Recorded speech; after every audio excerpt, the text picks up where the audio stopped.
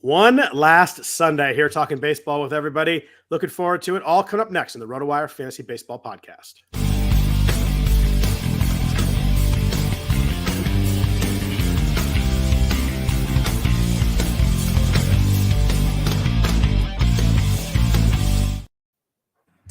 Happy Sunday night, everybody, for one more time. Welcome to the RotoWire Fantasy Baseball Podcast. I am Scott Jenstad, joined as always on Sunday nights by Jeff Erickson. If you could please rate and review the podcast, you've listened to us all year. We would greatly appreciate that. Before we start, I just want to thank everybody for listening all year. This is our last episode of the season. I want to thank everybody for listening. I want to thank Jeff and everybody at RotoWire for having me on for another season. It's been fun.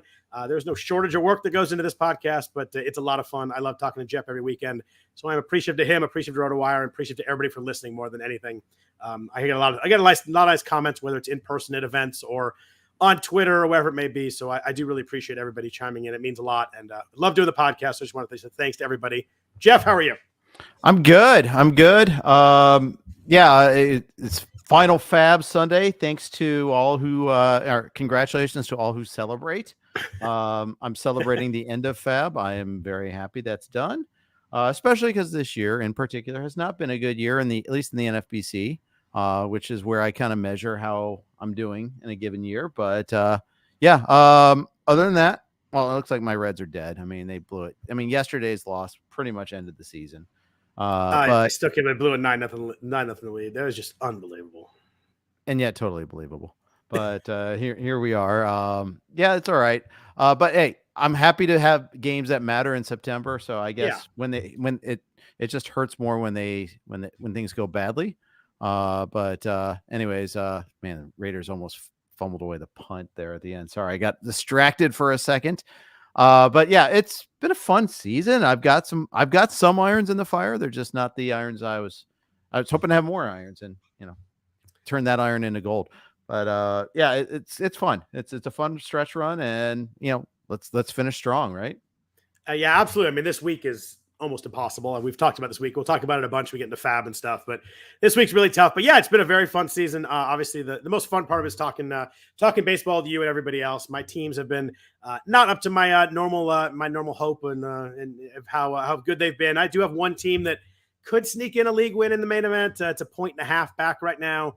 It's going to be tough, though. I don't have a lot of room to gain. I have a little bit of room to lose, so it's going to take a really good final week here. So we hope we can get it done there. It'd be fun to in a year that was down. If I could steal a league win, that'd be really fun. But looking pretty solid for second place in that league. So at least that's some decent cash back there. But yeah, after last year was really good. So this year's been a little bit down. But it's not easy. So it's I kind of expected a little bit low. We back at it next year for sure. But baseball, the races are definitely wild right now. They're still really good as we get to this last week. Texas, 5 wins in a row. Seattle was swept, obviously, by Texas. Houston got swept by Kansas City, which was the craziest result of the weekend. That was nuts.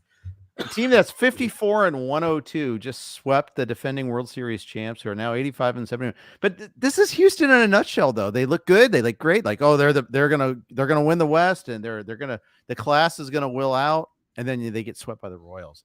They had early, like a week and a half ago, they had A's Royals week, and they blew that too. I think they had A's Royals week again this week too. So, I mean, what are you doing, Houston?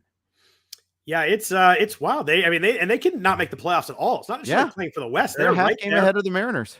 And the Blue Jays have pulled away a little bit. They're two ahead of the two teams that are fighting for third with Houston, Seattle. So it looks like it's, Texas is in a really good spot. Toronto's in a good spot. Houston and Seattle for one spot here. And I believe they play each other Monday, Tuesday, Wednesday this week. That will be a lot of fun. Verlander, Javier, and Valdez against Castillo, Kirby, and Miller. That's gonna be a fun series. Tremendous. Yeah. Tremendous timing. And then Seattle gets Texas again, if I'm not mistaken, right? They do. They have a 4-gamer against Texas on the weekend. Yeah. At this point, they're almost hoping that Texas just rolls for the first couple of games of the week, so that Texas may be like trying to set a playoff rotation or something. Jimmy G. Same old Jimmy G. Yeah.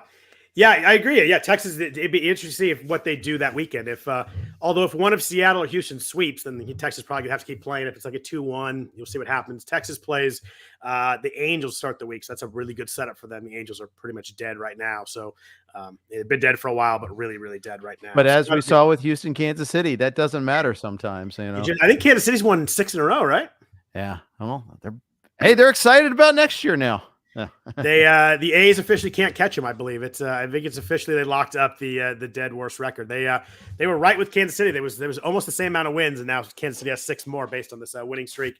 And I think the A's have lost 10 of 11 or something like that. But yeah, the A's are going to lose 110 or 112 games. Jeff, it's not great. Yeah, it's not great at all. But it could have been worse for a while. It could have been worse for a while, which is really scary. They had like a couple of decently warm runs where they kind of saved themselves, but man, they could have been ugly. 120 at one point there. Yeah, it was a 120-ish risk there for a while, but yeah. National League wild card. I think the Giants are dead. Padres are dead, although they got hot, but still dead. The Giants and Padres are tied now. That's how far the Giants have fallen. Crazy. The Giants are under 500. But we've got Arizona. Arizona's a half game ahead of the Cubs, 2-3. Miami a game behind the Cubs, and the Reds 2.5 behind the Cubs.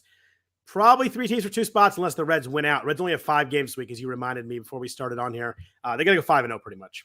Yeah, and it's Cleveland and St. Louis also, which on paper you're like, oh, okay, except Cleveland and St. Louis would both love to just damage the Reds. That would bring them. Nothing would bring them greater pleasure than that for that to happen. Hat tip to the Pirates this week. I mean, they took 2 out of 3 from the Cubs and 2 out of 3 from the Reds. Really shaped this in a wild card race. I mean, they're playing hard down the stretch. They have a better record. They're 3 games over on the Mets right now. Yeah. They're ahead of the Mets. They're ahead of the Nationals. They're 3rd in their division. It's pretty solid. For a while, they were ahead of the Padres, but the Padres have won 9 out of 10. Just if you're a Padres fan, how frustrating is this? They went like a 7-game winning streak. Yeah. They're plus 91 in run differential, and they need the miracle of all miracles. I don't think they're officially eliminated yet, but they're 5 games behind the Cubs. It's just, the real problem is there's 2 other teams in between there. So if the Cubs, as always, the Cubs lose every game, either Miami or Cincinnati's going to take advantage of that. So they're dead. Yeah. The Padres 7-22 in 1-run games, 0-12 in extra inning games. It's impossible. You can't. It's wild. It's just you don't see anything like that. It won't happen again. But yeah, plus 91. Tough year. What do the Padres do in the offseason? They just kind of go back what they are, or are they going to? They got to run it back. Except I don't know about the finances. Plus, you can't run it back because they got all these free agents. That's the real problem for them. Because Hader's a free agent, right? Hader's a free agent. Lugo's a free agent. I think. Who else is? Snell's a free agent. And then Waka can opt out if I'm not mistaken too. And I think if I'm Waka, I opt out too. So that's like some big loss. A good time for Waka to opt out in his career right now. And they got to figure out the whole issue with what they're going to do with Juan Soto. Because Soto has 1 more year arbitration left, I believe. Yep, that's it. And he's a free agent after 2024. So I mean, it's on for them to decide. And he's a Boris client, so he's almost certainly going to hit free agency. Yeah. And he's going to get probably $30 million in his arbitration for also, right? He had $23 million this year. Yeah, he's on a 27-game on base streak. I'm seeing that flash across my screen right now. It's kind of funny. He's been amazing during this stretch for them. He's actually been pretty good since his terrible start. What are you doing with Soto next year? How far does he fall before you're clicking that button? It's really hard, and I need to dig in this offseason to figure out what to do about stolen bases, because he's someone that you're going to get 8 to 10, but he's not a stolen base guy. I really struggled with this year. This year with so many more stolen bases, the 80th percentile for stolen bases went up like 50 or something like that. It was crazy what you needed. But I think that I think maybe I did a little too much of everybody's just steal a little bit more, so I'm just going to draft the way I used to. But it's the guys who stole a lot more. The guys who don't steal still didn't start stealing all of a sudden. It's like with a few exceptions, like Freddie Freeman going crazy. Soto actually was more than usual. That was nice, but you're right. He still was in that, he had 6'9", 6'11". Like, he's still kind of in that range. It wasn't like Happy Fun Ball where everybody went. I mean, even then it wasn't, the distribution wasn't even in terms of improvement, but it was certainly like everybody benefited a little bit. Whereas Happy Fun Legs, it's definitely, if you're slow, if you're Jeff Erickson on the base pass, you're still not stealing bases. Right. I know you're faster than Jeff McNeil. You probably would have stolen a few bases. No, I'm a better outfielder than Jeff McNeil. Jeff McNeil's just faster than me. Yeah, I don't know about that. It's debatable at this point in time. Yeah, I think I heard you say you're faster too. I am not fast either. I definitely would not claim that. I wouldn't even claim I'm faster than you, so I don't know. Who's you're definitely faster than me. I could be in the best shape of my life and you'd still be faster than me. I'm a slow human. It is what it is. I mean, you look at Soto, and it was struggled early, but still 32 home runs, 101 RBIs, 270. All the hard hit stuff is way up. Strikeout rates are a little bit up. It's still really good. He walks. I think that if he gets to the middle of the second round, I think that it obviously depends who I take first. It's always that that thing, but I think that I still gotta do it and figure out the stolen bases after. He's just so good a hitter, and I don't think we've seen that big ceiling season that we're gonna get at him. I think we're gonna see. I mean, his career high in home runs is 34. Yeah. RBIs is 110. He had the 350 season, but that was the COVID year. There's one of these years where he's going to be like a 330, 43, 125 guy, and I'd love to be on board for that. I kind of dream on him being in a good hitter's park again too. Yeah, that would help too. Yeah, it's funny. Paul Sporter said there's 47 guys with 20 plus stolen base. I mean, that's double the number last year. There's 2 guys with 60. I think there were a couple of guys with 40 last year, and there was like 8 or 9 with 40 this year. Yep. It's just all the guys that stole some just stole a lot. Yeah. And then, I mean, the power is up a little bit too across baseball. I mean, it's hard for it to be lower than last year, but yeah. Is it a decent amount above or just a little bit above? I gotta look that up again. I'm doing that while I'm talking. I'm good at asserting things and then sometimes having to check my facts on that. But at last I checked, it was, let's see, home runs. Yeah, it's significantly up. So last year is 1.07 homers per game, per team per game. It's 1.21 this year. It's like similar to 2021. Yeah, there's 6 guys with 40 steals. Nico Horner, CJ Abrams, Bobby Witt, Corbin Carroll, Estuary Ruiz, and Ronald Acuna. Only 3 of those guys were taken in the top 3 rounds. The rest of those guys were readily available pretty deep in the drafts. I mean, Ruiz flew up in the main events. He was in like 7th, 8th round. But Horner and Abrams, I mean, you get them wherever you wanted to if you target those guys. Those are the type of guys that I'd missed on. Well, especially Horner. Yeah. Horner, I mean, especially Abrams, you could get super cheap. Yeah, Horner, you had to pay a little bit, and some people were on him. I heard very few people that were on Abrams, and I know someone will say that they were, and they'll point to it, and that's great. And so CJ Abrams, what do you do with him next year? He's an interesting case. He and Lane Thomas both. I'm very curious to hear your opinion on both of them. Yeah, I mean, Abrams is interesting because he was a gigantic prospect. Remember, I think I picked him last year in the main event because he was going to make the team, and then it just didn't work out. He looked overmatched.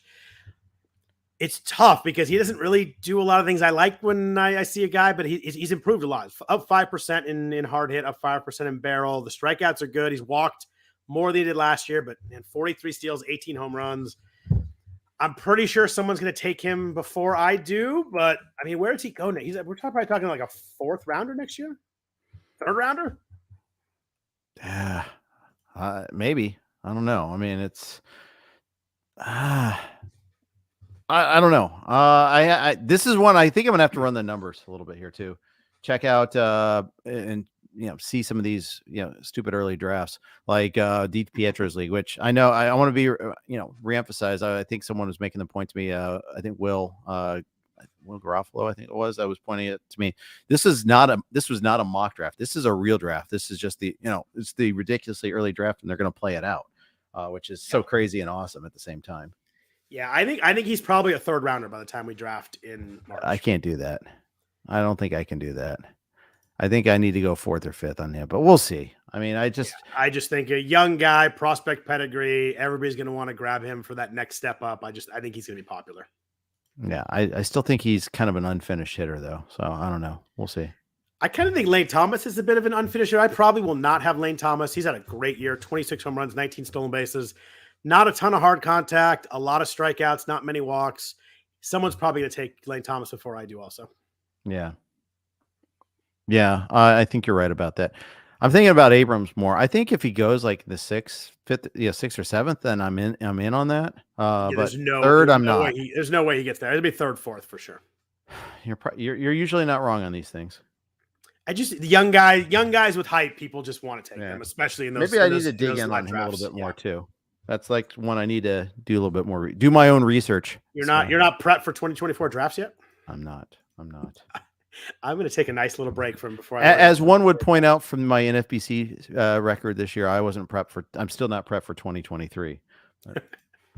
Abrams was actually dropped in one of my main events. He struggled for a long time, and he was dropped in one of my drafts. Zach Waxman picked him up, and it's rocketed up to the top with picking up Abrams. So it's wild that someone that good was actually dropped in a main event league. Yeah, it happens from time to time. It does. These young guys, the light turns on, and then all of a sudden, boom. There was the famous year where Steve Jupinka won the overall, and he picked up. He was in the one league where Mike Trout got dropped. I do remember the first that. year Trout went off, and he. Were you in that draft too? No, I was in the next table over. All right. And that's the year where I was third overall at the All-Star break, and then didn't even finish third in my league. So that was pretty cool. Those years are always fun. At least they don't stick Nick with Cassavetes, you. At least you don't remember it. Nick Cassavetes drafted Trout and held on to him all that time and just roared right past me and all that. That was he was in the one league. The Trout got dropped. So it does happen. It's wild. But so we talk about how 2023 was a little bit tough. What lessons are you taking from 2023? What are you learning from this year that you think you will take into 2024 and help you draft some better teams next year? Well, sure. For starters, the speed. My target's got to change on that for sure. I overcompensated. I think a year ago, funny thing is my hitting is actually better in some leagues. My pitching has been horrific. And I need to reassess like what I did with starting pitching in the first 10 rounds. I need to be stronger there. Yeah, I have two of them, but pitching is one of them. I think that pitching depth is what I'm looking at because I have a team. Yep. My team in the Vegas main event has Cole, Logan Webb, Jordan Montgomery, Sonny Gray, and so I think someone else that threw a lot of guys that threw a ton of innings and really good innings too. Mm-hmm. And you think this should be a good team. My pitching's terrible. My wins are bad. But what are you gonna do? Sonny Gray he got 8 wins all year, even though he had ERA 3. I know that acutely. Yeah. But my strikeouts are bad, and my ratios are just kind of okay, just because I didn't get any depth. Even if you think you have good pitching, you don't. You're gonna always need depth at some point. I look at my 6, 7, 8 starters every single week, and they're awful. And I never addressed it, never found anybody. There was guys that were on waivers that I didn't get. So I think pitching depth is something I definitely focus on. I think that you want those front 5 guys, but man, you need that depth too, because you end up throwing a lot of guys who are really bad and just kills all the good guys do. I have over 180 innings from 4 pitchers, all with an ERA under 3.4. My pitching's not very good, which is really hard to do. Yeah. Well, I remember a year ago. I have 35 pitching points with those 4 guys who have all been great for a lot of innings and been healthy. Yeah. A year ago, I had a team where I went 2 months without streaming one starting pitcher.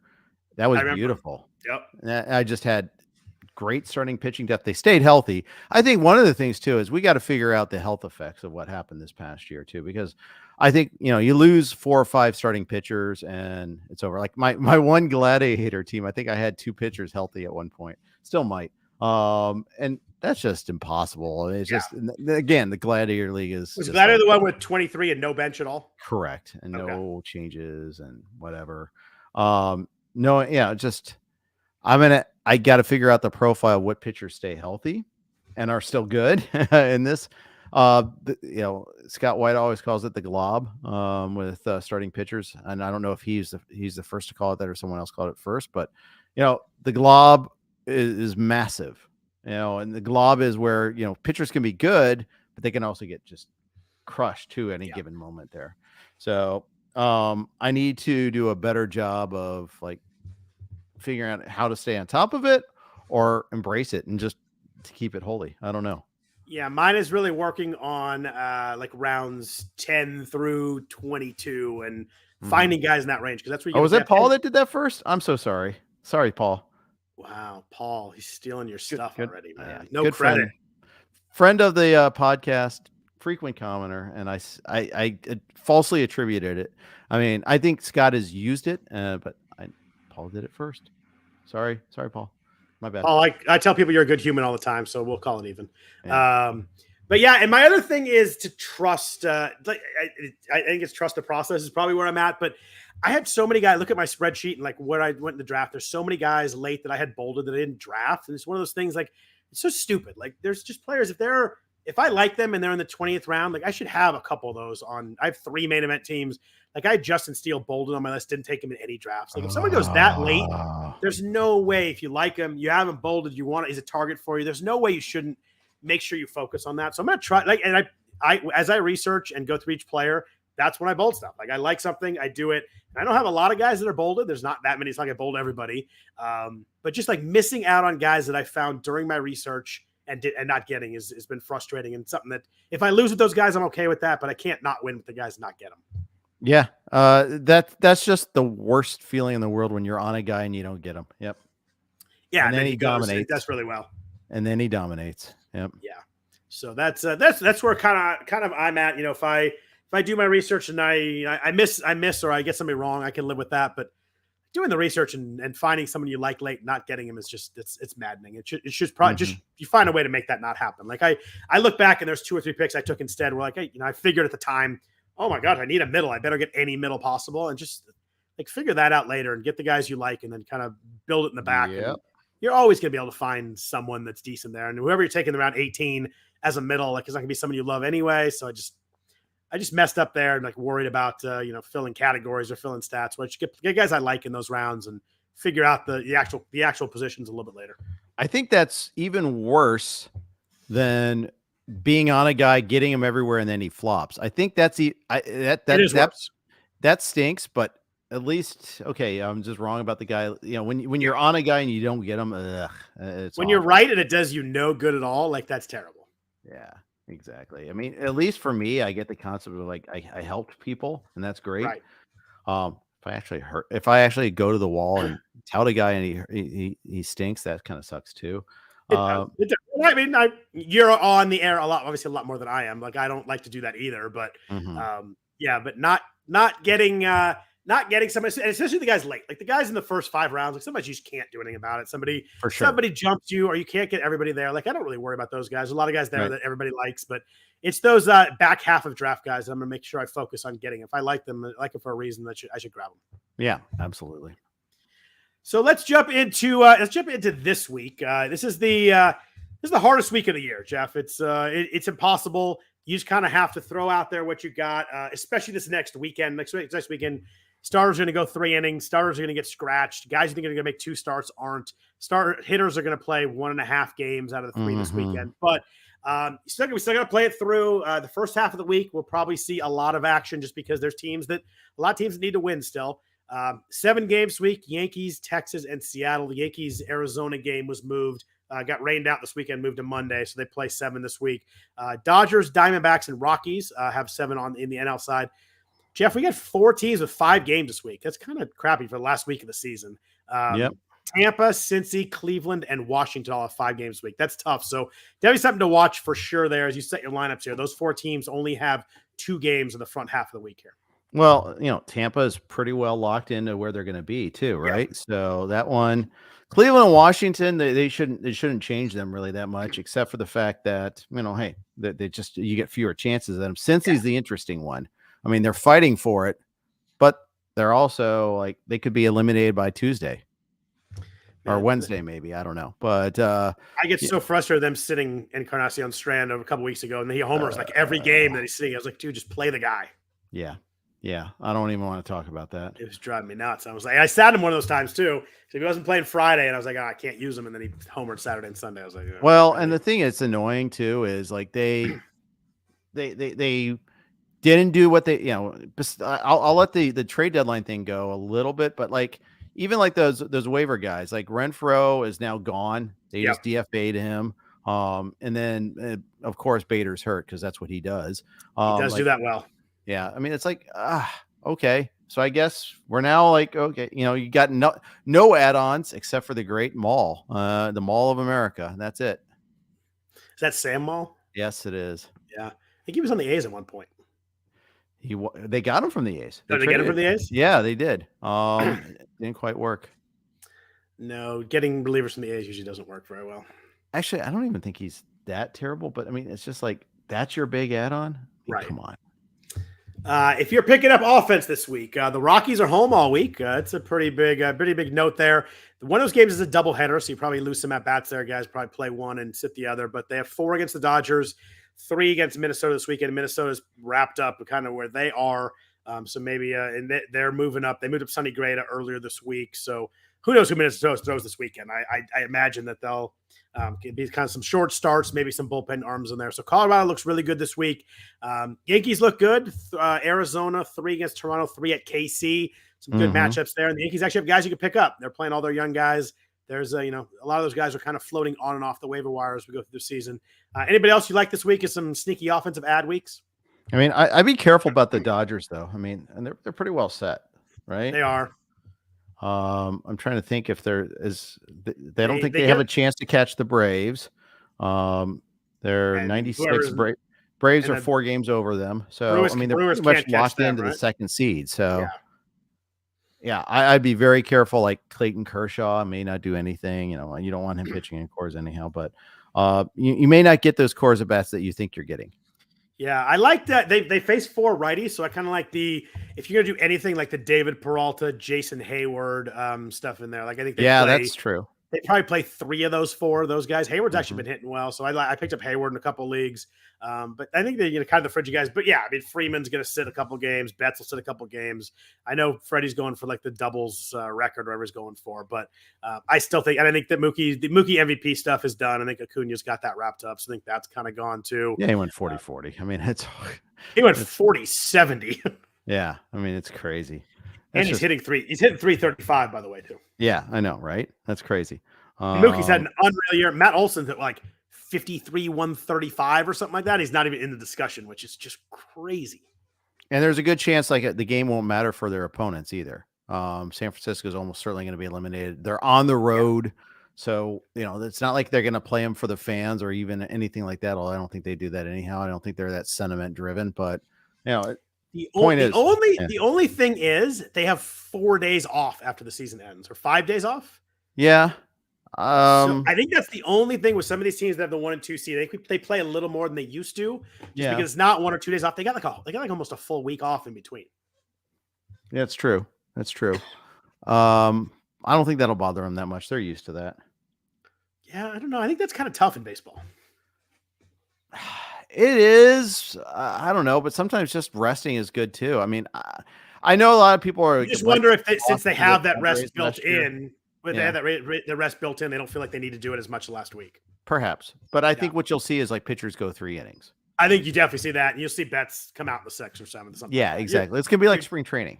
Yeah, there you go. You definitely lose some at bats. The starters are definitely like there's no reason to risk those guys. Those guys need the rest. You see a lot of 3-inning outings from a lot of teams, even teams that aren't in it. A lot of those guys go an inning or 2, and that's it. That's it. Yeah. Excuse me, coughing. No problem. Yeah, the Twins are interesting too, because the Twins are pretty much locked into where they are too, right? Yeah. I guess they could catch the West maybe, but probably not. They're 4 games behind Texas. It's pretty funny to see, like, you look at the standings and all 4 other division opponents already eliminated from the playoffs there for the rest of the AL Central there. They got the little E next to them. That's beautiful. Yep. So the Twins are nice. They have 3 against Oakland, 3 at Colorado. Again, I think we're looking at a stretch here where the Twins probably platoon and sit some guys too. And they already got their injured guys on the IL too, though. I mean, Royce Lewis back on the IL. I had to cut him in friends and family. That sucked. Correa, okay, that didn't hurt as much, but still, it's just. Is Correa done? Is Correa done, or is he day to day? He's on the IL. I don't know if he is done though. I thought he's on the IL. I need to double check on that, but pretty sure he is. I knew that Royce Lewis was. I didn't know if Correa was or not. Yeah, he's expected back for the Coors series over the weekend. So he was on the IL. Expected to play on September, so he's going to be played last weekend. It'll be nice, rich ironies that Carlos Correa is going to win somebody a fantasy league after being such a dud this year. 4 homers in Coors last weekend. Yeah, Tim Anderson 4 home. No, okay, come on, slow down there. He still has 1, Jeff. 1. I really want him to finish with 1. By the way, I'd be really mad if he hit like 3 the last week. He doesn't even play every day. He was like 0 for 8 in the series, so he sat today. He's it's so bad. Just our friend Anthony Gialdi asking, do you play the postseason MLB contest at NFBC? I actually do. I finished second overall 2 years. What was the year the Braves won? 2 years ago? Yeah. I was second overall. One more Austin Riley home run, I would have won the whole prize, but I was second. That was the year that you and I did the podcast. I predicted the whole. That's right. Series by series. I haven't done that yet this year. I will have to look at it, but I finished second in that one. So I do. It's fun. It's tough. You pretty much have to. That's the one where you have to predict who's going to win, because once you get to the second round, you have to load up on the teams that are going to advance, because it multiplies. But it's a fun contest. I really like it. Yeah, it is. I'll probably do an entry. Yeah, I will definitely have one or two in there too. No. Let's jump into Fab this week. There's people, everybody's looking for that special ad that's going to put them over the top. But first, a note from our partners at AG1. AG1 is the daily foundational nutritional supplement that supports whole body health. I drink it literally every day. I gave AG1 a try because I wanted better gut health, a boost in energy, immune system support, and also I absolutely hate taking pills. That is very true. That is not a line in the read. I wanted a supplement that actually tastes really good. I drink AG1 in the morning before starting my long days. It makes me feel ready to take on my day, and I feel like I'm doing something good for my body. Since I've been drinking AG1, I noticed an overall feeling of health, plus sustained energy, improved digestion, and most importantly, support for mental health, mental clarity, and mental focus, which I really need. Covering my nutritional basis for the day couldn't be easier, which is why I trust AG1. I mix one small scoop with water and drink it first thing every morning, and I'm all done. It has 75 vitamins, minerals, and whole food sourced ingredients. I also think it costs less than $3 a day, which is pretty darn good if you ask me. It's a really effective daily habit with high quality source ingredients, really a win-win. If a comprehensive solution is what you need from your supplement routine, then try AG1 and get a free 1-year supply of vitamin D and 5 free AG1 travel packs for your first purchase. Go to drinkag1.com/roto. That's drinkag1.com/roto. Check it out. Jeff, let's talk hitting first. If you need, there's many leagues where I've had over the years where one RBI, one run, one home run makes the difference. I had an NFBC league like 4 or 5 years ago where I think it was Gregor Blanco scored a run in the last game that actually won the league for me, which was horrifying because I've had to go the other way. So you feel kind of bad, but you're pretty happy about that. So it does come down to it. If you're looking for some hitters this week, was there anybody that jumped out to you? It was like, I'm grabbing him for this final week and hoping to get a couple home runs or a couple steals or 5 RBI, something like that. So in one league, we were just searching for stolen bases, and we went with Jacob Young, even though he's got 5 games. Stolen 8 bases in the last month for the Nats. Sure. Okay. Why not? It was him or Miles Straw. 2 guys with 5 games this week. We decided to never go Miles Straw if there's a question. Yeah, never Miles Straw. It's like, yeah, for sure. That's a straw man argument. You were just waiting for that one. Yeah, actually, it wasn't. Just kind of came to me, but yeah, probably used it before too at the same time. Our friend Justin Mason, is it a main league just like that? There's a 3-way tie for first. Wow, that is crazy with a week left. That is horrifying. Don't look at the live standings night by night. That's my only advice right there. Stolen bases. Did you look at Forrest Wall at all Atlanta? We talked about guys that are you're going to be sitting. Teams are going to be sitting guys. I think that Atlanta probably gives a guy off a game as we go to the week here. And Forrest Wall was called up. 52 stolen bases in AAA this year. 52 stolen bases in AAA last year. Only 90 games this year in AAA with the Braves. 52 stolen bases. Already has 3 this year. He's only had 10 plate appearances. He got 3 stolen bases. Seems like he just gets on runs. Yeah, today could be the day he's going to save you in stolen bases. Is that a Oasis joke? Yeah, it was. Wow. Sorry. I didn't know if you're Forrest Gump or Wonderwall, but you went Wonderwall. Yeah, there'll be others. I hope so. What about other offense? Evan Carter is a guy that he was only 72% rostered in the main event, playing almost every day for Texas. He's 21 years old, but on fire here in his major league debut, hitting .318. He's got hit a homer today, and he's got 4 home runs, 3 stolen bases, and 54 plate appearances. Someone that you just never know, and just if you're looking for someone that's hot, you might catch some fire right now with Evan Carter. For sure.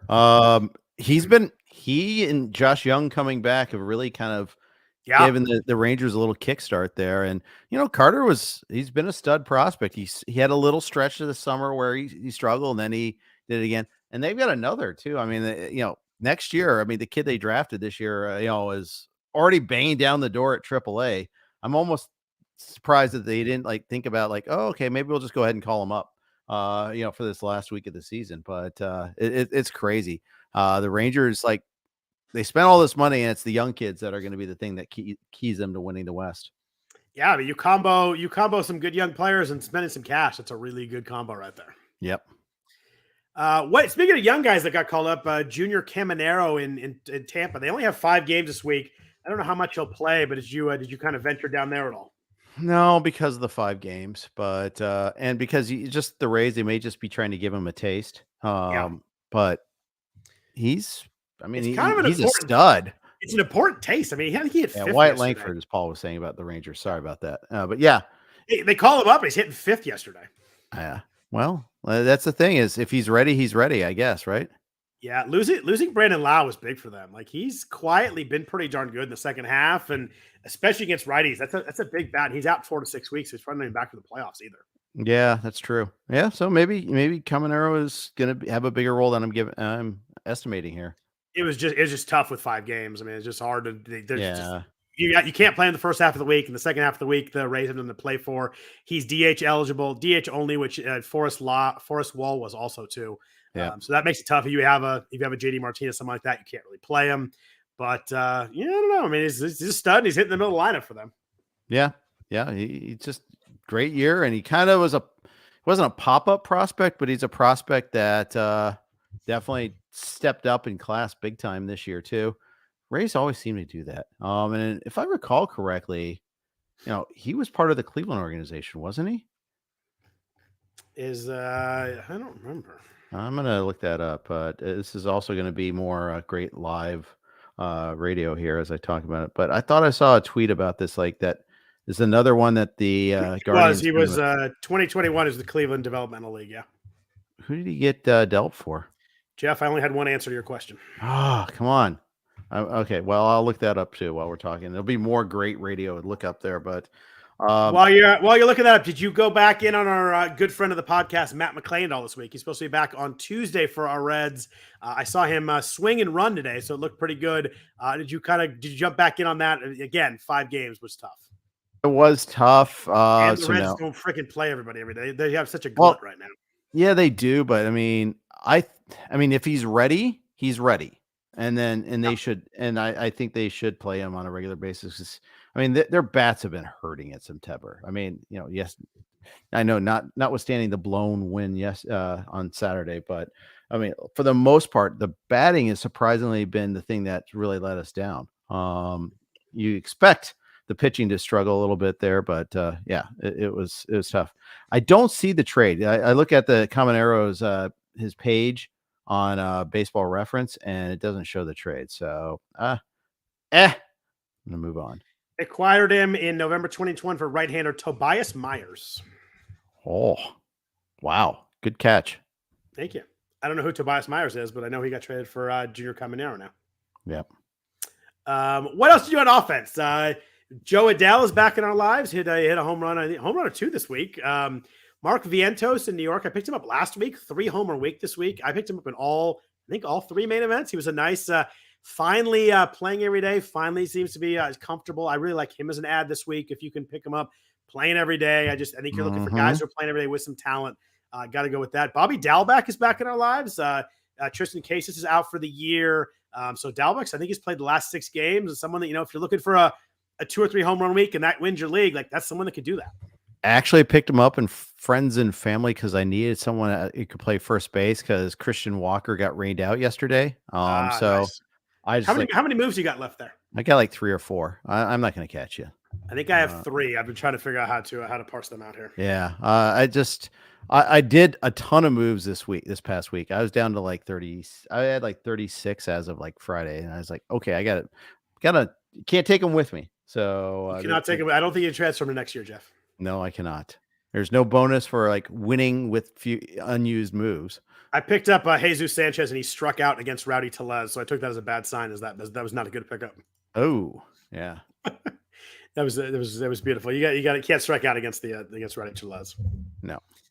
One of the guys I looked at was if you kind of like, need one guy for 2 spots, in Pittsburgh, Jared Triolo is a second and third base eligible. He's been on fire lately. He had 4 hits on Saturday. He had 2 more hits today. There was a note. I think it was Rob DiPietro noted that he changed his swing and apparently seen the ball better. But he has 5 multi-hit games in his last 7. His last 6 actually. One of those games he pinch hit in. another guy, like you're just kind of getting someone that's swinging the bat really well. Pittsburgh's playing pretty well right now. You mentioned that earlier. I kind of like Triolo playing every day, and a guy that can get you coverage at middle and corner if you need like an extra pitcher, that sort of thing. I think he's a valuable little piece for this final week. Yeah, I think so too. And it's just the one thing, it's been hard to keep track of who's in favor for the Pirates and who's out of favor. Every time I pick up G1 Bay or Connor Joe, they start to sit again. So I haven't, or Jack Sawinski, same kind of thing. Like it's just hard to find who's kind of warm at the time. Exactly. In Mets land, along with Mark Vientos, Brett Beatty is back. He was only about 50% rostered in the main event. Started 14 of his last 16 games. Another guy that I think is playing every day, has been a pretty big prospect, and I think you can maybe get a hot week out of him too. Kind of a bitter pill for me to swallow. He was one of those late round draft picks that, and you guys held, right? Thought it was going to pay out and that was the worst live main drafted this year, I think, part of the 700 club.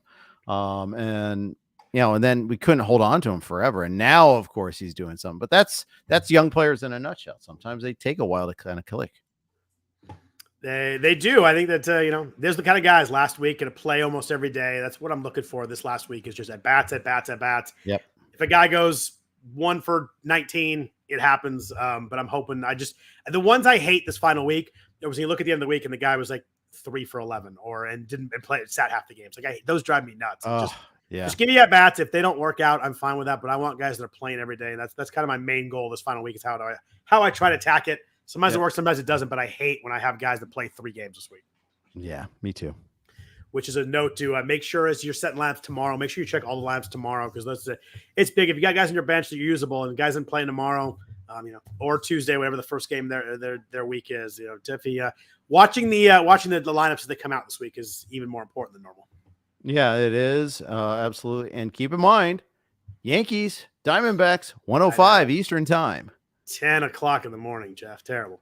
And if you're in an AL only league or an NL only league that locks early because of that, thank you guys. Appreciate you. There's leagues that lock for the whole week at the first game too, right? Yes, they are. And there are only 4 games tomorrow otherwise, total. So what you're telling me is by the time I have lunch tomorrow, Giancarlo Stanton will be 0 for 5. He will, and then you'll have to wait 6 hours for the next game to start, because then there's only 3 late games: Texas Angels, Houston, Seattle, and San Diego, San Francisco. Jeff Stanton's hitting 189. He's not going to make it. He's not going to make it. But he's really hot to that cleanup still. I mean, that's the Yankees. They just got eliminated. I mean, that's them in a nutshell right there. 189. Yeah.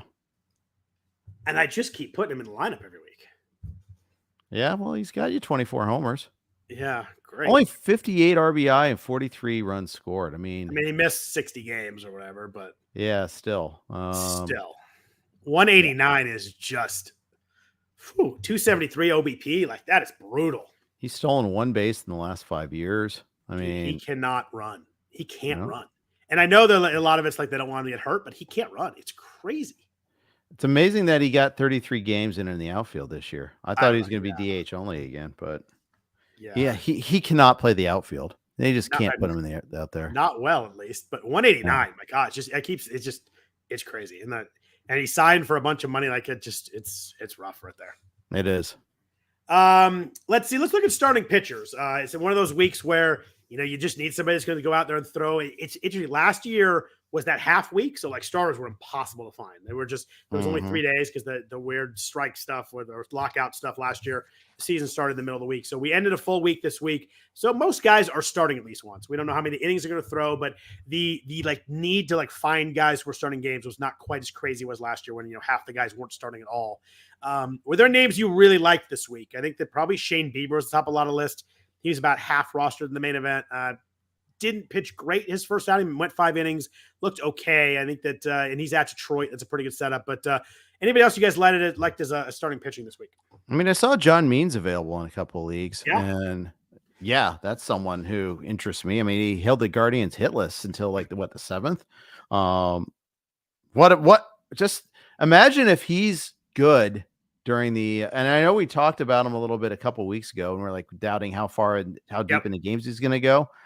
Ks aren't there. You're still not getting Ks. He has 6 Ks in his 17 innings so far. So, but if you could throw 6 innings, get up 2 runs with the Orioles, you're going to get a win. that's true. Pretty good shot at least. Yeah. Yeah. And if that's what you need, or if you maybe need help in ratios, you're just not going to get Ks. Just be aware of that. Yeah, I think that's a good name right there. Sean Manaea is a guy that's been pitching really well. Yeah. And kind of been stretched out. He does face San Diego, which scares me as a lefty because he's got Tatis, Bogarts, and Manny Machado in there. But I think he's someone that will be decent in his start too. I like that one. What do you think about Connor Phillips for our Reds? Been pitching a little bit better of late. He gets at St. Louis. St. Louis, just needs to end the season themselves too. How do you feel about Connor Phillips? I kind of like that as a sneaky one start this week. I do too, especially because they put Arenado and Contreras on the IL. Yeah. So I mean that was okay. That's good. I mean they could still do some damage, and they're still going to be the players that are there are still going to be motivated to beat the Reds because hey, it's the Reds. Right. But yeah, I mean why not? It's going to be. I'm curious to see if Hunter Green makes 2 starts for our Reds this week too, because he was so good in his last outing. There's could be no a chance he makes that second start. If the second start doesn't matter, though, right? Well, yeah, 100% true. Yeah, 100%, because they've seen what they need to see on him. Right. But if it matters, like, oh, that's cool. It's huge. In fantasy, it's a huge difference maker too. It's tough. It's like that. There's nothing you can do about the team and whether they're in the mix, but like throwing that last start is just huge for some of these guys. And like if you look at the Cubs, Justin Steele is going to pitch twice if the Cubs need that last game too. And that's, I mean, you get 2 starts from someone like that last week. It's the decisions whether teams need to play on Sunday are just massive. There's nothing you could do about it. Yeah. Connor Phillips has gone 7-5 the last 2 outings. Got 9 Ks last time. Yeah, I'm in. 16 strikeouts the last 2 starts. Yeah, I'm in. Yeah, I like that one too. I was looking at Tristan McKenzie, but then he walked 6 guys today, and I was back out. I was just like, was that yesterday or today? Either when he already pitched. It was today. He gets 6 guys Detroit at Detroit, and they K a lot. So, but it's also there's a non-zero chance he doesn't make that start because it just doesn't matter. I mean, if I'd put it at a very high percentage chance he throws 3 innings and they get him the heck out of there if he does pitch. Yep. I like. I think like Tyler McGill in New York has been pitching better. I like that start against Miami. The other one I kind of looked at was in Oakland. This Joe Boyle, one of their prospects, came up and pitched. Kind of earned himself a second start and then pitched well again. He's going to pitch against the Angels. We talk about teams that are dead. The Angels are as dead as a dead gets right now. Joe Boyle with 6 innings with 5 hits, no earned runs, 1 walk, 5 strikeouts against Detroit. Earlier this week, pitched well in 3 innings against the Padres in his first start. I think he's someone that give you 6 good innings against the Angels and hopefully not much ratio damage. You never know with any kind of wins with the A's, but I think if as I move down the list and some of these other names were more interesting, but I thought Joe Boyle was one that you could slide through that would be pretty good. Just shows you though, like this is a week that you're interested in A's pitchers. It just shows like what a crapshoot this is. But the things you'll do to try to get like Paul Blackburn, 2 starts at Minnesota, who's already clinched it, what they need to clinch. And then at the Angels to finish the season. Yeah, no, for sure. Sorry, someone in the chat asked about Alec March. I took him off my list. He was going to pitch tomorrow, and he was going to have two like bulk outings. He pitched today. He pitched pretty well today. Got a win. Yeah, in this bulk role, he's been getting. He had a couple wins, but I eased off a little bit. I was not going to get 2 bulks, which I really liked. But down to 1 bulk is kind of hard for me to get behind. For sure. Get there. Yeah. By the way, speaking of bulk relievers, I have a hard time in Yahoo Friends and Family getting that right. Like Ryan Pepio, I've missed multiple good outings from him because there's no little green check mark next to his name. Exactly. Yeah. Like I shame on me for relying on the Yahoo page as opposed to RotoWire's Projected Starters. Here's a plug. And we'll say when there's a bulk reliever outing there where he's going to get the massive number of innings. I mean, whoever does that, RotoWire does a good job with that. Oh my gosh, it's really good. I don't know how they follow that. They must be constant around the clock following it, but it's really good. Yep. So, and the thing is, I've been trying to max the number of pitching outings, so he's on my bench when he's not going, but then I've missed him a couple of times, including the near perfecto. I'm like, Yeah, I don't want to go back and realize how many starts I missed in that league, but I do it all the time. I'm sure I miss some bad ones too. Mm-hmm. Last guy I wanted to ask you about, just because he's really fun. Did you do anything with Matt Waldron, our new knuckleballer? No, I did not. Pitched well. I think it was against the Giants. No, it was against St. Louis. 5 2/3, 3 hits, 2 walks, 9 strikeouts. There were a lot of gifs on Twitter about it with his pitch. I mean, obviously knuckleballs look really cool, but I think he's someone that like he pitched really well. That's 3 straight times he's gone over 5 innings. The last 2 have been really good. 2 earned runs and 1 earned run. San Diego's going to score some runs. They're playing pretty well right now. You mentioned 9 in the last 10. I like him this week against the Giants. I think that's a start you could stream this week. Yeah. And the Giants could be done. I mean, they could be done by that time they get there. It could be done tomorrow. I think, let's go ahead and just say they are done. It is Webb versus Snell tomorrow. Oh, it's a fun game. Yeah, it is. But presumably the Giants will be done. Cy Young is locked up for Snell now, right? I think so. I think his last like 3 outings locked it up. Yeah, when he locked down the Dodgers, I thought that was good enough. That ended it for me. Yeah, I thought it was really close with you could go with the Strider is the best pitcher argument or the Justin Steele argument, but I think Snell's the one of these last 3 starts. Yeah, I think so too. Let's see. Let's get a few relievers and a few players, and we'll jump out of here. But first, a note from our sponsored Home Run Index. We know the weather can impact how far a ball can fly, but we never know what all the heat or humidity is going to do to the ball. The Home Run Forecast Index gives us an easy way to determine how good or how bad the air is for ball flight. The index is calculated by measuring stadium-specific weather conditions as displayed on a scale from 1 to 10, 1 being the most unfavorable for good ball flight and 10 indicating the most favorable air. There's a strong correlation between the index, the number of runs scored per game, and the number of home runs hit. Games that have the highest index, 10, for the whole game average over 10 runs and 2.8 homers over the course of the year. An index is created for each game so you can see what it'll be in any stadium and how the weather's influence might change over the course of the game as well as the wind direction. Right now, you can access the HRF premium site for only $5 a month and see what the index will look like for every half hour of every Major League Baseball game. Go to homerunforecast.com now to sign up. James MacArthur in Kansas City. Last 12 outings, 12.1 innings, 13 strikeouts, no walks, no runs. Got 3 saves, had a couple saves this week. Pitching really, really well. Mm-hmm. It's interesting because everyone was bidding on Taylor Clark for a while. Yep. Carlos Hernandez forever. Carlos Hernandez, everybody's this is the trade deadline pick of the year. Yeah. It's funny. MacArthur just got destroyed in his first outing. Yeah, I saw that 7 runs against the Guardians. Then gave up a run in his second outing against the Phillies, but that was a 2-inning job. Gave up another run in his next outing against the Cardinals. And then he had one other bad outing against the Mariners. Since that Mariners outing, he has been just like, you're not touching me. Yeah, doesn't walk anybody. Doesn't have a ton of strikeouts, but Kansas City's playing pretty well right now. Nelson Velasquez homers every day, it seems like. Bobby Witt. Everybody, they're playing really well. They're playing hard. I think the MacArthur was a good ad this week. I think that he probably gets the next save up. He didn't on Saturday because he had pitched. I think he pitched on Friday. I think it was Clark that maybe got the other one. But I think he gets the next save up. And maybe, you got last week, you steal 2 saves. That's a huge pickup. Yep. It's going to be interesting to see how he gets treated next year. Of course, we'll see what the Royals do. But who knows what? It's wild that one outing killed him because his WHIP is under 1, but his ERA is over 5.5. Yeah. You don't see that very often. Yeah. Well, that's relievers, right? That's what they do. It is what they do. That one blow up just sticks with you. The other guy that was available in a bunch of leagues is Jose Alvarado. They seem to be kind of shifting into a committee with him and Kimbrel based on matchups. Yeah. Jose Alvarado is obviously really good, but he had 2 saves this week, 1.83 ERA in the year. He was obviously hurt for a while, but his back now. I think you're kind of hoping that whoever they face, I think they face the Pirates and the Mets. You kind of hope maybe he gets a run of lefties in the middle of the lineup there, but I think Alvarado, you could steal a save or a win. You could probably get some good ratios and a few strikeouts out of that too. Another weird contender. You're not quite sure who's closing for them story. And you kind of feel like they could be pretty good in a playoff series too. They could. Absolutely. They're dangerous. Very dangerous. Yeah, I think they are too. It really depends on what the heck they get from Aaron Nola, but they're pretty dangerous. Yeah. But the problem is they're facing the Brewers, who are also dangerous right now. They wouldn't face them in the first round, though, right? Oh, no. It'd be 4-5, not 3-4. Yeah, sorry. You're 4-5. right. The Brewers will get whatever dregs of the Marlins, Reds, Diamondbacks are in there. How dare you, sir? Just kidding. If we're going to slander the Giants, we got to slander the Reds, or the Reds aren't going to make it anyhow. Slandering the Giants is way more fun, though. Yeah, I know. Sorry, Justin. Scott's not sorry, but I'm sorry.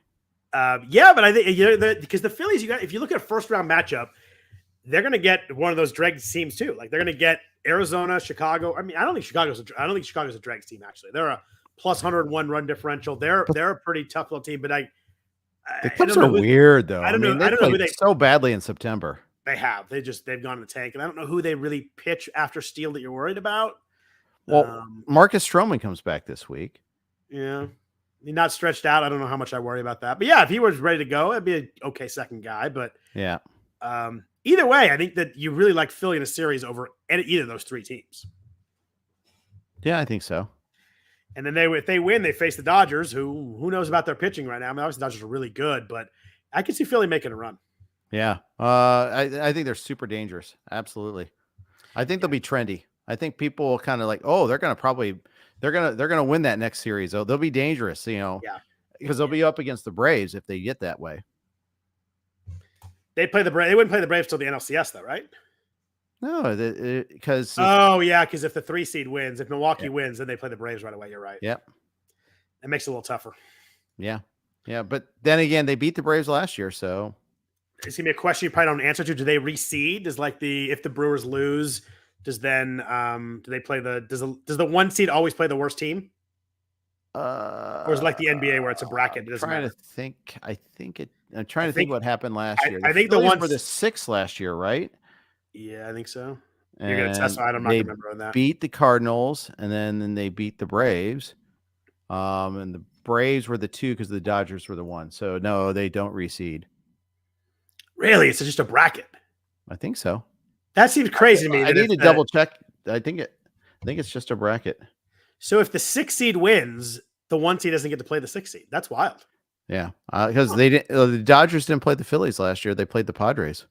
Padres had that epic series against the Mets. Can I ask you an honest question? Sure. Do you have last year's playoffs up on your screen, or do you just remember that? I just remember that. That's incredible. I remember stupid. I remember a lot of stupid stuff. I could not have done that. That was really good. Yeah. Just sometimes you have to pause and think about it, though.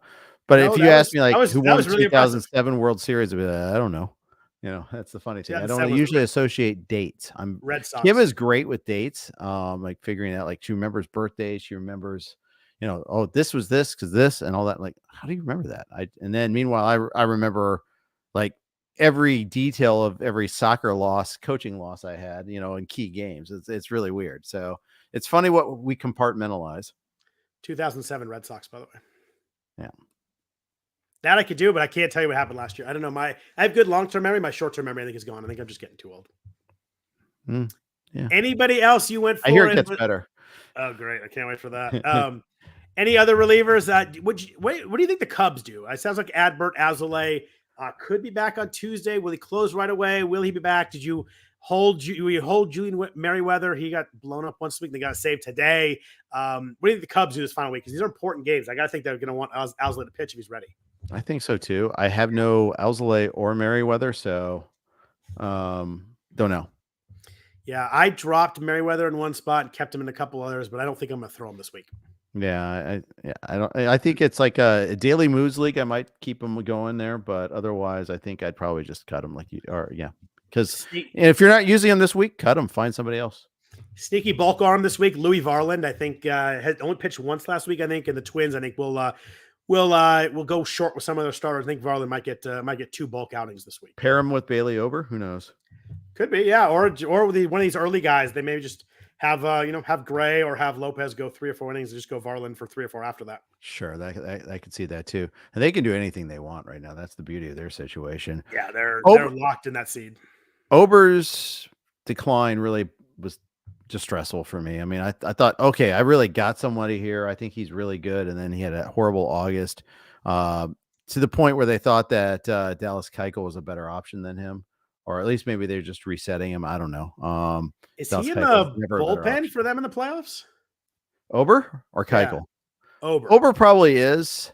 Maybe. He's probably the 5, right? You go Ryan, Gray, Lopez, Maeda.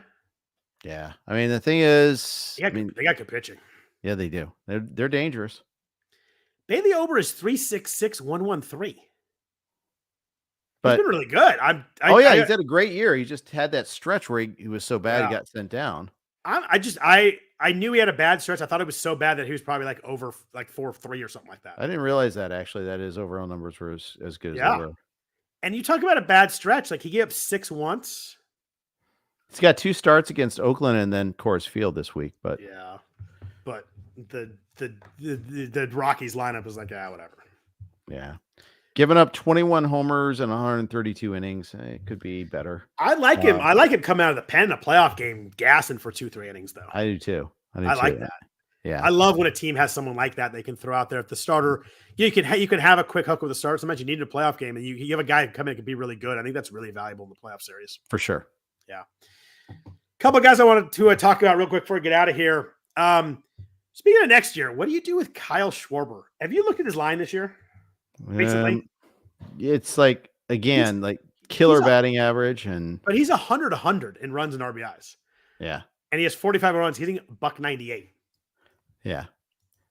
I didn't know. I knew he was low average. I knew he was high home runs. I did not know he was 100. So that's like elite in 3 different categories, and then absolute death in one. Like he's like he's kind of like the Dwight Howard of baseball right now.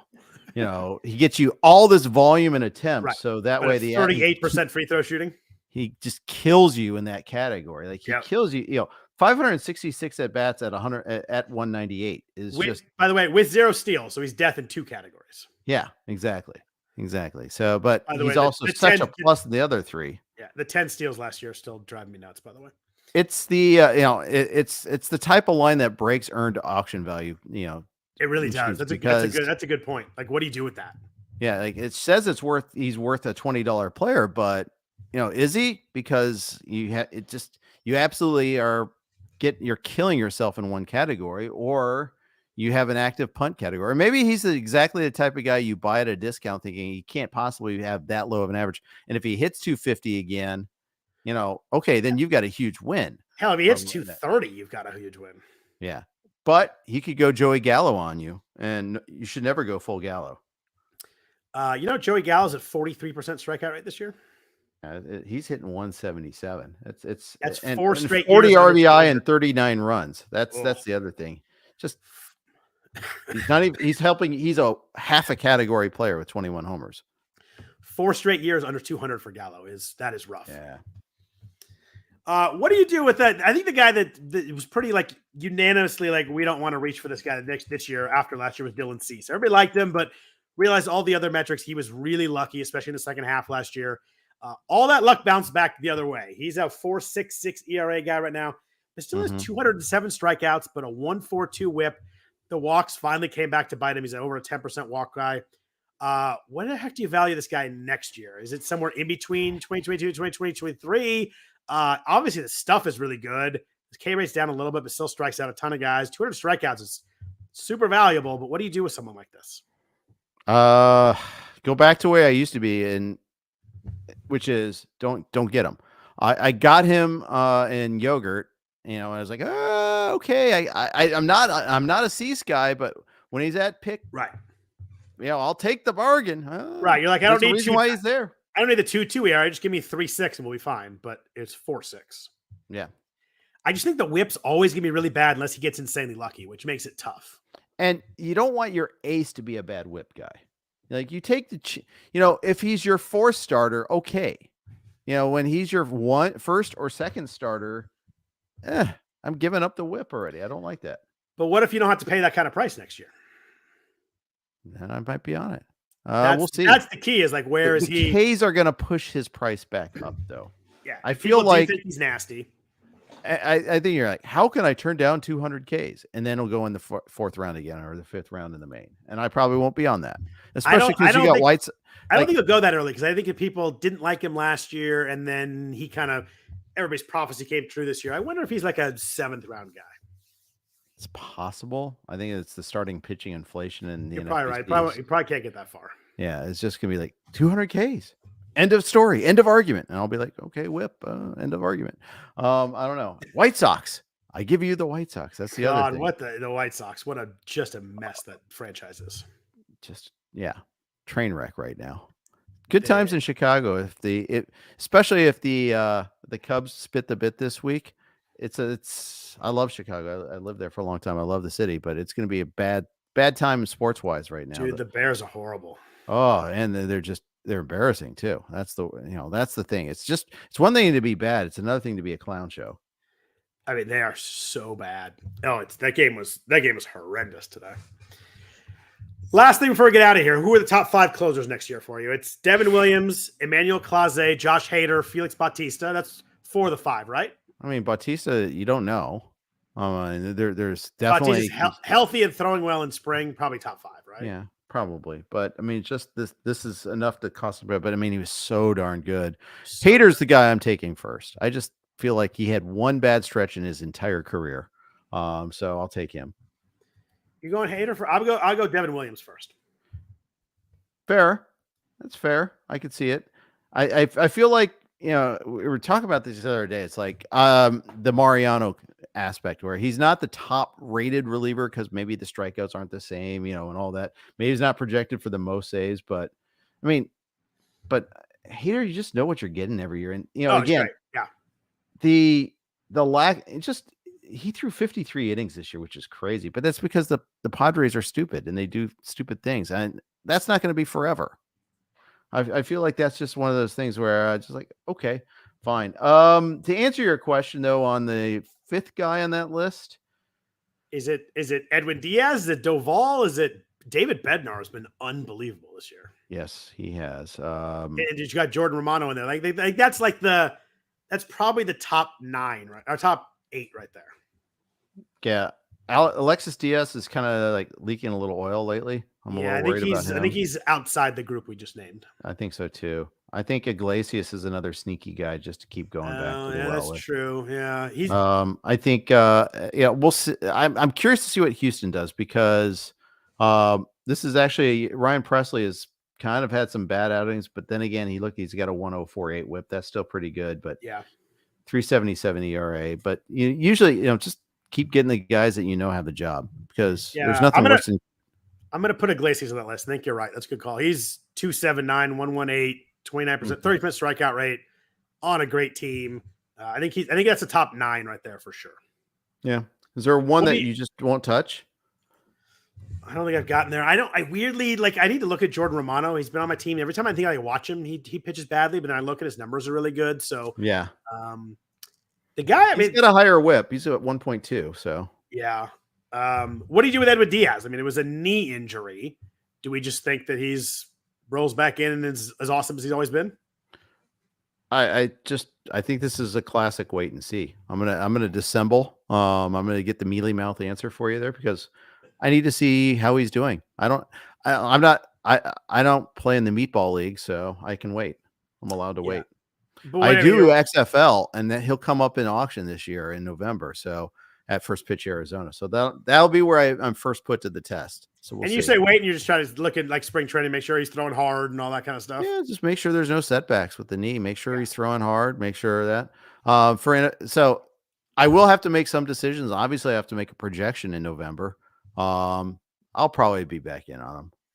Yeah, I mean, it's kind of hard not to with a knee injury, but yeah, you want to see. I mean, obviously, I assume he's in shape and everything's going to be good. But yeah, you're right. I mean, but 2 spring training outings, and I think we're kind of back to where we were with him. I think we need to think about who else. I think we need Seattle. We need to think about. God, why am I so Munoz?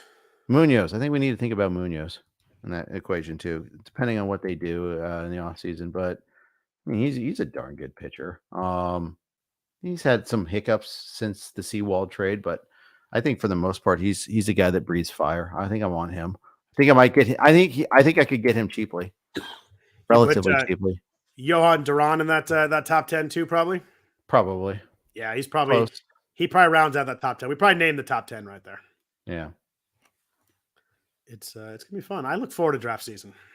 Yeah, there's a lot more closers. I feel like that got to a lot more. They got to 20 saves, and I think more they got to 30 than usual. I have to fact check that statement though. What about Tanner Scott? You realize how good Tanner Scott has been this year? I very much do. He's been very good, and since he's been the closer, he's been really good too. 98 strikeouts and 74 2/3 too. Yeah, that'll work. Cut his walk rate in half from last year too, which is always his big problem. Yeah, so I'm curious to see what he does. We'll see what the Marlins do in the offseason too. They might bring in another closer, and then that'll be a pointless conversation. He also has 9 wins, which boosts up his his earned auction value. Right. I'm really worried what's going to happen with Sandy Alcantara there, just because I'm worried that he's going to need some kind of surgery. I hope not, but yeah. Timothy Tunks, by the way, also says Evan Phillips, someone we should think about too. I agree. So we have about 15 guys in our top 5, top 10. I just think, I mean, I really like Evan Phillips. I just think the way the Dodgers use everybody, you're never going to get 35 saves out of it. For sure. Well, part of their problem is they win by too much. It is. But he's thrown 58 innings this year and he has 23 saves. Yeah. And he's really good. His ERA is 0.8, or whip is 0.84, which is bonkers good. Yeah, it is. Is there a car chase going on with a golf cart? Where? I thought you had the news on. I think you're looking up. No, I switched over to. I have breaking news: police in pursuit of a golf cart. Oh, this is awesome! I have to switch over to that now. Only in LA, right there. Yep. I'm not crazy, right? That's actually happening right now on Oxnard Street in San Fernando Valley. So. Oh, that was a hard turn for that too. I mean, it's not really a pursuit because he's going like 15 miles an hour. He's going. Oh, he's going. Yeah. That is insane right there. Only in LA. Yep. Yeah, well, that's a good way. Anything else on your mind, Jeff, before we jump out of here? Again, want to thank everybody for listening. Obviously, we really have a good time doing this. I think Jeff and I, we get off every episode. We're like, we had so much stuff to do on Sunday. Then we had to do this. Then we realize how much enjoyed it. So yeah, we'll probably do something in the off season at some point, but we do need a break at the same time. So we'll do that. And we just appreciate everybody tuning in all the time, saying the nice things to us, being active in the chat. Also, this is the only baseball pod that we get to do in the Yahoo chat room too. So kind of appreciate DJ and Alan for allowing us to keep this community going too, because football's great. It pays the bills, but you guys have been so active, and which allows us to keep the live Yahoo chat room going too. So appreciate those guys as well. Yeah, no, it's been very fun. The chat's always fun. It's good to hear everybody, and everybody talks about each other too, which is cool too. So we do appreciate it. Obviously, we'll be back at some point here. We'll probably do a couple off season something or other if Jeff's up for it and I'm up for it. But we'll definitely have a good little break, and then we're back talking more drafts in February, March, where we start this thing up again. Indeed. Beautiful. Thanks everybody again. Hope your end of season works out really. Hope the last week treats you well. Hope everybody has a good final week here. Take care.